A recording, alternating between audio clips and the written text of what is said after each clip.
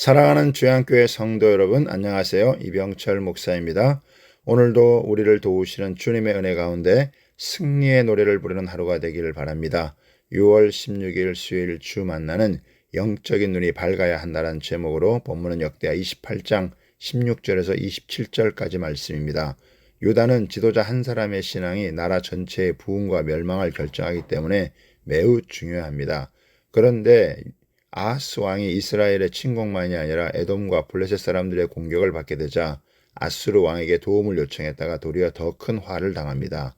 하나님을 의지하는 것이 아니라 이방 나라를 의지했다가 낭패를 당하는 내용인데 오늘 본문을 통해 두 가지를 살펴보겠습니다. 첫 번째는 우리의 도움은 오직 하나님께 있습니다. 유다 왕 아하스는 이스라엘의 침략을 당한 뒤에 그 상처가 아물기 전에 에돔과 블레셋의 공격을 연이어 받게 됩니다. 이렇게 된 것은 이는 이스라엘 왕 아하스가 유다에서 망령되이 행하여 여호와께 크게 범죄하였으므로 여호와께서 유다를 낮추심이라고 합니다. 아하스를 향하여 이스라엘의 왕이라 한 것은 아하스의 행실을 비꼬는 것으로 우상으로 더럽혀진 이스라엘의 왕이라는 의미로 표현한 듯합니다. 또한 유다에서 망령되이 행하였다는 진술은 유다 왕으로서는 그처럼 여호와께 범죄하지 않았을 것이고 우상을 섬기지 않았을 것이라는 풍자적인 표현입니다. 이렇게 징벌을 받으면 하나님께로 돌이킬 만한데도 아하스 왕은 회개하지 않고 도리어 아스루 왕에게 도움을 구합니다.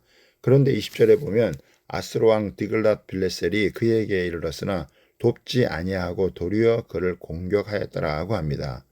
이에 아하스 왕은 여호와의 전과 방백들의 집에서 재물을 가다 주었지만 아무런 유익을 얻지 못합니다. 하나님의 백성들이 믿음이 없으면 돈은 돈대로 들고 고생은 고생대로 하는 것입니다. 사실 우리가 인간적인 방법으로 위기를 타개하려고 했다가 역효과를 볼 때가 있습니다. 그러나 하나님의 사람은 나의 도움이 오직 하나님께 있다고 고백하며 그분께 도움을 구해야 합니다. 두 번째는 영적인 분별력을 가져야 합니다. 아하스는 도움을 요청했던 아스루 왕에게 오히려 더 공격을 당하여 큰 좌절을 맛보았습니다. 그러면 정신을 차려야 할 텐데 도리어 유다를 공격한 대적들의 신에게 제사하는 죄를 짓습니다. 22절과 23절에 보면 이 아하스 왕이 곤고할 때에 더욱 여호와께 범죄하여 자기를 친 다메섹 신들에게 제사하여 이르되 아람 왕들의 신들이 그들을 도왔으니 나도 그 신에게 제사하여 나를 돕게 하리라 하였으나 그 신이 아하스와 온 이스라엘을 망하게 하였더라고 합니다. 신앙의 사람이라면 대적들이 나라를 유린했을 때에 하나님 앞에서 자신의 잘못을 돌아보고 돌이켜야 하는데 아하스는 대적들의 신이 강하니 자신들을 짓밟을 수 있다고 생각해 이방 신들의 도움을 요청합니다.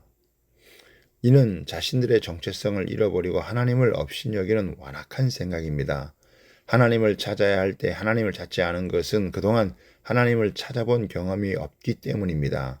유다는 하나님의 나라이며 하나님의 말씀으로 영적 부흥이 일어나야 성공하고 복을 받는 나라입니다. 그러나 아하스는 하나님께 반항하며 영적 부흥을 막아선 채로 자기 생각으로 성공하려고 하지만 다 망하게 됩니다. 더 나아가 아하스가 하나님의 전의 기구들을 모아 하나님의 전의 기구들을 부수고 또 여호와의 전 문들을 닫고 예루살렘 구석마다 제단을 쌓고 유다 각 성읍에 산당을 세워 다른 신들에게 분향하여 그의 조상들의 하나님 여호와를 진노하게 하였더라고 합니다. 이런 식으로 죄를 계속 짓다 보면 영적 분별력이 흐려져 올바른 판단을 할 수 없습니다. 그러므로 우리는 올바른 판단을 할 수 있도록 죄를 멀리하고 영적 분별력을 구해야 합니다.